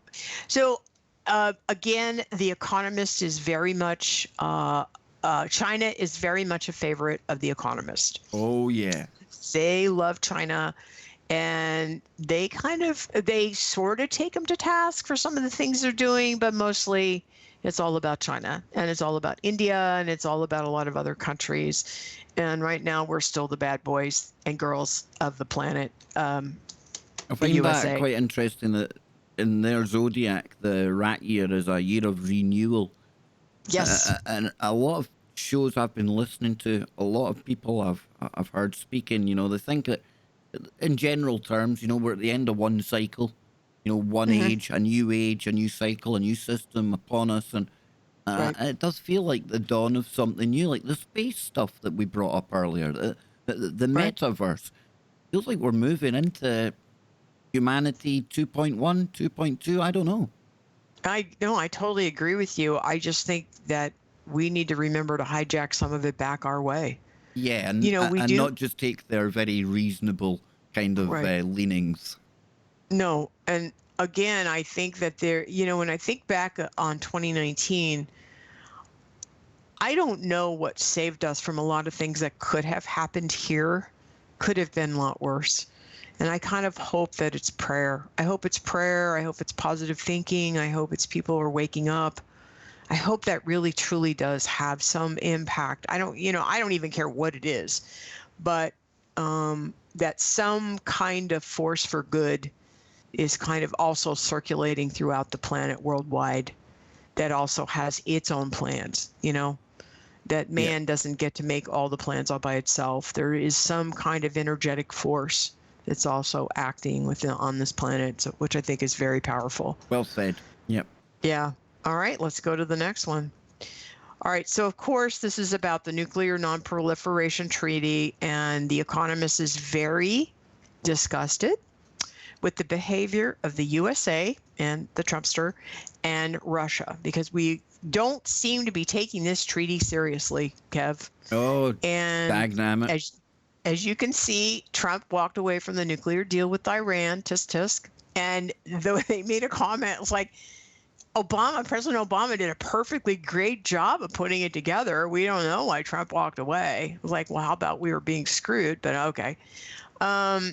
And so from their perspective, and this is a quote the magazine, unless America and Russia agree to do an extension, the New START treaty signed in 2010 will lapse until early 2021. New START limits the size of their arsenals and sets the rules for intrusive regime of inspections. And Trump doesn't like the New START deal. right? And he wants to include China, and I'm sure China's like, no thanks. So they're thinking that this meeting that they're going to have in New York, RevCon in New York, beginning in April, will be a fraught affair because nobody's coming together and doing what the New World Order wants them to do. Oh, can't be having that. And I don't think Russia's really hep on the New World Order either, right? No, for me, they're another one in the same ilk as Trump. It's like they've got their own version of things they would like. Again, still a set of rules. We don't know what it is, but just the feeling I get, you know? Yeah. Okay, now this is another one that I wasn't sure if it was Elizabeth Warren or War and Wren. So we'll go through this quick. So they see this is a cover on her from November or December that the Economist did. And the way they see, I thought, wow, I didn't know she was one of their little toadies, but I had heard yesterday or the day before that she's short on money. And so they may like her and she's one of their little darlings, but she needs to make sure she gets more money. She's not popular with my team, right? The alternatives or the people that like Trump, obviously. But to me, she's one of the crazies. But so I don't know if it was Warren. And if you go to the next slide, was it War and Wren? Now, War, obviously, we know what that is. And Wren, according to Confucius, is a political state. It's kind of like human or humanness, or Wren is exemplified by a normal adult's protective feelings for children. And it's considered the outward expression of Confucian ideals. And if your leaders are not practicing Wren, you don't have to follow them. In some ways, this made more sense to me, although the Economist wouldn't have said this one. I only read it as Warren. Yeah. But this fits far better for the type of thing that you would expect from the Economist. And maybe it's meant to mean both, because there's always things that have been encoded in there that maybe we haven't even touched upon, Nano. But I think this Wren, I think that fits better than Elizabeth Warren does. It does too, because you know what? There was no article on her, Kev. No. There was nothing. I couldn't, I fine-tooth cope on that stupid magazine. I read it. I mean, I've been reading it for a week and I never found anything on her. They do kind of talk about her favorably, but to me, this makes more sense. To me, we are in the middle of a war on our humanness. Mm-hmm. To me, that's what's going on. To me, that makes more sense than her, I must admit. Yeah, and this is not their picture. I found it on the internet, but I loved it. I had no idea who the Raphael was they were referring to, but... Oh my God. I've never even heard of Raphael. So Raphael is a very famous painter. He was also known as someone who was a very good artist. He was really good with people. He was very sociable, and he would get good money for his paintings. It's a 500-year anniversary of the death of him. His work is admired for its clarity of form, ease of composition, and visual achievement. And that's all I know, guys. It went right over my head. You're right over mine as well. No doubt when somebody else decodes this, they'll pull out a book from like 1802 that's got a word connected to somewhere.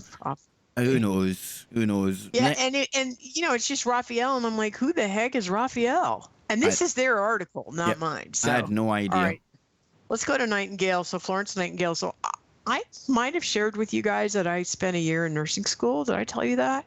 Maybe not. Maybe. Anyway, I worked in the industry for 10 years, but I went to nursing school for a year. You want a weird synchronicity then, Nano?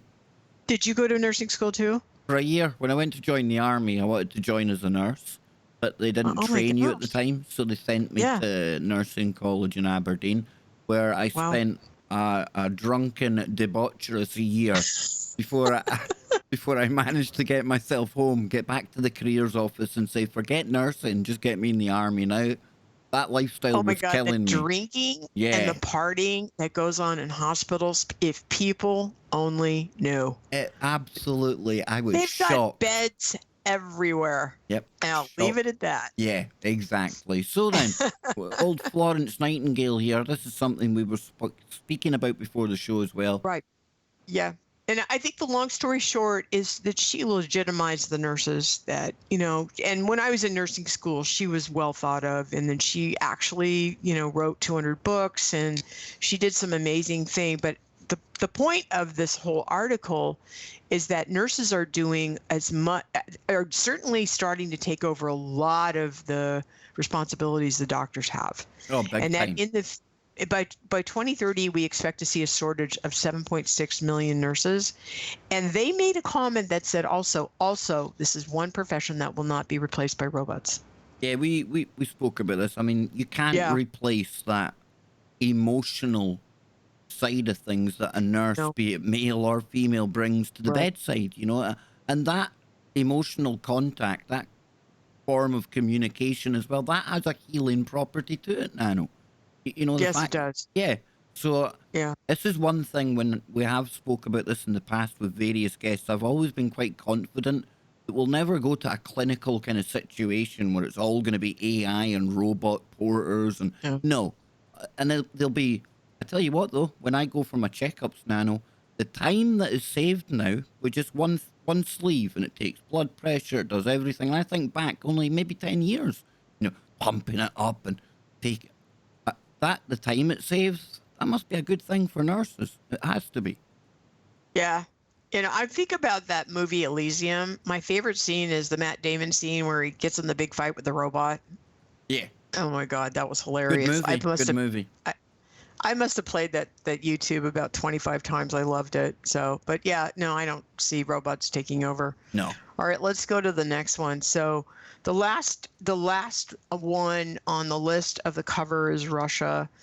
And I think the bottom line is that I think Putin, although he's obviously a huge player on the world stage, and he's going to be playing a part in, what's going to happen with Ukraine, right? They finally had a meeting with him.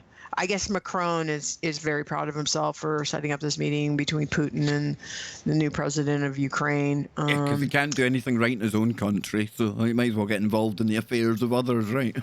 Exactly, I guess. But no, actually, I think that Putin's out of the hot seat right now, right? He's not the big player. I mean, he's certainly in the background. Macron is certainly going after him for deals, whereas, our little lady here is certainly not in power as much as she was anymore, the chancellor. And Macron Merkel. literally might as well have been born out of a womb that's been sponsored by the Rothschilds. Because oh my God.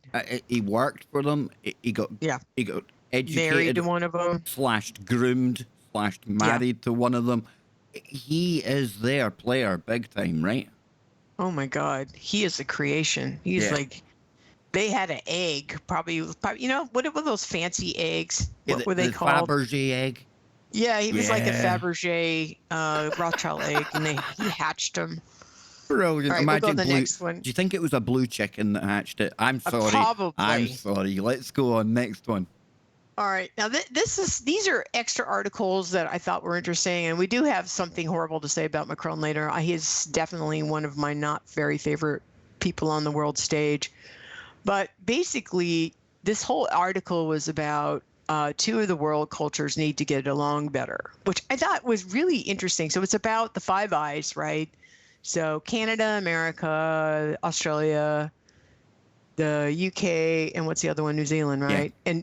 And we are all kind of basically the same kind of structure.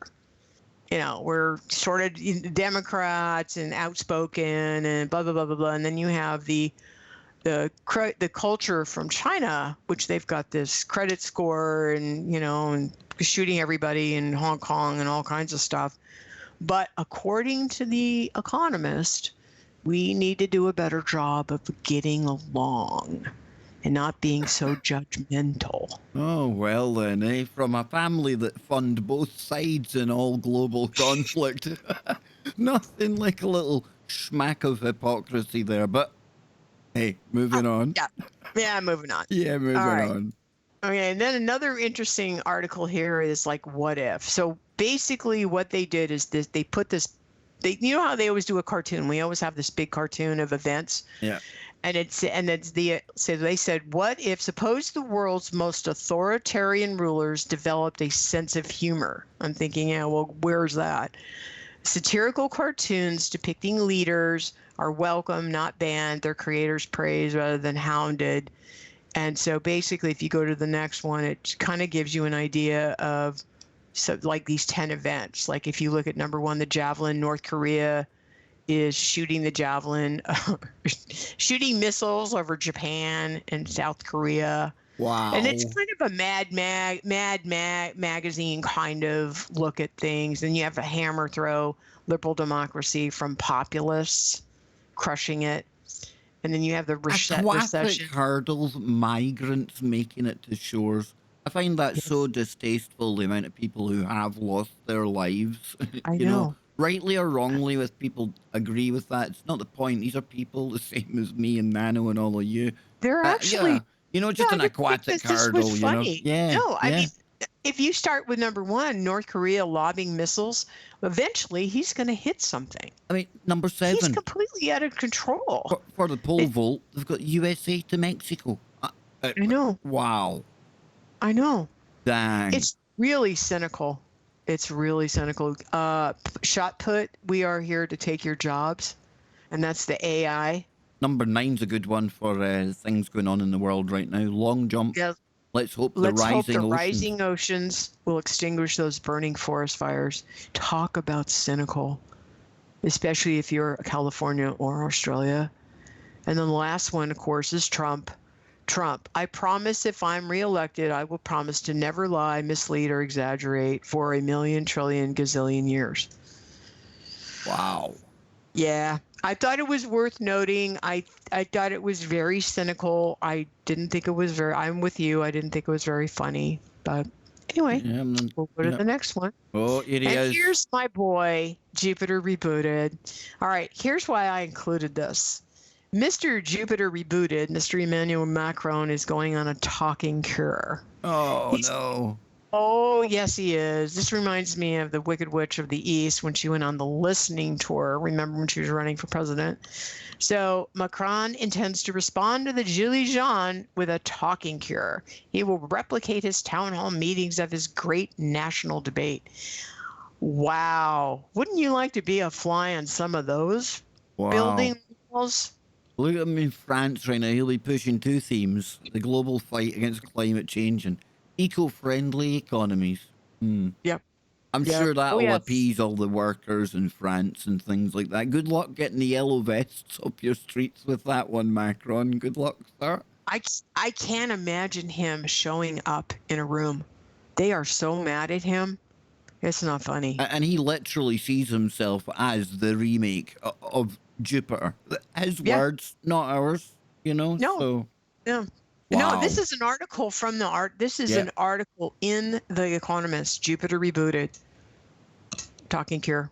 That's what they called it. Talking cure. I thought. All right, moving on. Dang. All right. This one made me so mad. It's called A Diet to Save Mankind. This is Guido Barilla. Now, I love Barilla pasta. I really do like their pasta.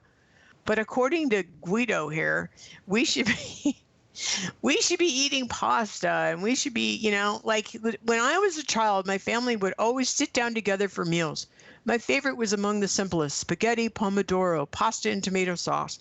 We ate fresh vegetables and fruit, and starting in our teenage years, sipped a glass of red wine. And thought, good for you, Guido. Good. Okay, and I'm on the radio, so I can say that, and that's all I could say. Yes, that's as far as we go. Fill in the blank. It sounds like you said something bad, so I think that works. So what's the next one here? Put the chicken down. That's what it says. All right, next one. Instagram. Okay, so I didn't know this, and I am not on Instagram. Again, I apologize. But according to the Economist, Instagram is going to be eventually as bad as Facebook for, presenting. The Instagram will be the new front line in the misinformation wars. Doesn't Facebook own it? Yes. Yeah. But But the Economist is concerned that Oh, we're going to well. see, yep, already accounts dedicated to divisive issues such as political means or vaccinations have proliferated. Can't be having information on vaccinations, Kev. Information on anything they deem. I know. Yeah. Yeah. Let's scoot down to the last two. We only have a few more minutes. Let's scoot down to the last. Yeah, this one. Okay. Another theme, which I thought was really interesting and again, very subtle, it took me a while to think about it, was populism. So they're not for populism. No. And populism, the definition of populism is when the people start railing against the elites. And basically their response to it is we just need to get our economies moving again. So in other words, go get a job. So stop whining, stop putting on your yellow vest, stop airing out your grievances, running down the street. For God's sakes, get a job. That's how I saw it. Yeah. Getting economies moving again, right? And if we can get money back to people, maybe they'll have less to moan about. And if you go to the very last, it's really funny that you brought up Popeye because I was thinking of him when I put this together, but be the change you wish to see in the world, Gandhi. Yep. And I just used we the people because I'm going to be praying for our Constitution and Bill of Rights, but I'm going to be praying for everyone on the planet that as we go forward and they try to shove all this crap down our throats, we remember that it is very powerful to be that all of us came here to do something amazing. Just know what that is and go do it. You know, if it's write books, do wonderful recipes, cook, take care of your kids. Well, it doesn't matter. If that's the passion you have inside of yourself, I think that's what you came here to do. And just go do it. And that is the change you want to see on this planet. That'd be my message for 2020 as well. You know, there's always going to be stuff out there that we can keep our eye on, and on the face of it, it's terrifying. It can be enough to put the fear into you. But at the same time, these are some of the most exciting times to be alive. It really is. And sometimes even I am guilty of losing focus, losing sight of all the good stuff that's out there, the good stuff that we ourselves can do with friends and family, and some of the positivity that doesn't get the mainstream coverage that some of the darker stuff gets. I just want people to be a bit more positive looking forward, and the glass isn't half empty. It's definitely half full, and like Nano was saying in opening and just touching on here, we can't sit back for a Trump or a Boris Johnson or some nameless, faceless character we're yet to meet to come out of the shadows. We have to take the power back. And I think that's a really powerful thing, Nano. Now, you could probably do 10 shows on how you could go about that, things to do, etc. But that in itself, I think that's a powerful takeaway. On a day when we've been looking at what the social engineers, the movers, the shakers, the people that pull the levers of power are programming us with, are wanting us to digest before this year that is almost upon us, and a new decade as well. This is the end of one decade into a new one. I think, Nano, as opposed to just accepting their very reasonable terms on all of the topics that they presented, we take back our power. Amen. I think that's well said. And I think, you know, and even grabbing one of those that you love, like if you love your meat and you love your traveling or you love whatever you love, and just grab it with both hands and enjoy it. Yeah. Right. Just because they think that the planet should go that way doesn't mean that we do, or even the force that runs this place or runs through us. You know, I mean, everybody in every country, one of the things I was thinking about this, about the food thing, is that the most beautiful thing about traveling is eating the different things that you eat when you go to all these different countries, you know, the meals and the culture, and you just sort of absorb it. And that's what makes traveling so wonderful. And that's what brings walls down, is traveling and meeting people and talking to them. And because at the end of the day, all of us on the planet, we want to take care of our families. We want to have a place to work. We want to have a nice place to live, or, you know, a decent place to live. And we want to be able to give something back. And that's worldwide. The first thing you always ask people is, well, where do you live, and do you have a family, and do you have kids? Right? That's just about the most normal thing you start to ask. No, the So, world's getting that weird, Nano. We probably have to ask them when they come from as well. And well, yeah. on that note, you know, I think one of the things that do stand out in my mind from what we've gone over here today is what if all those things in the paranormal and, you know, our ability to see things in the future coming true, what if we start to be able to explain that? Now, that would be a game changer, right? And that wild Yeah, card, I'm sure, is just around the corner, Nano. I think you're right. I think I was listening to you a couple weeks ago, and you said something has the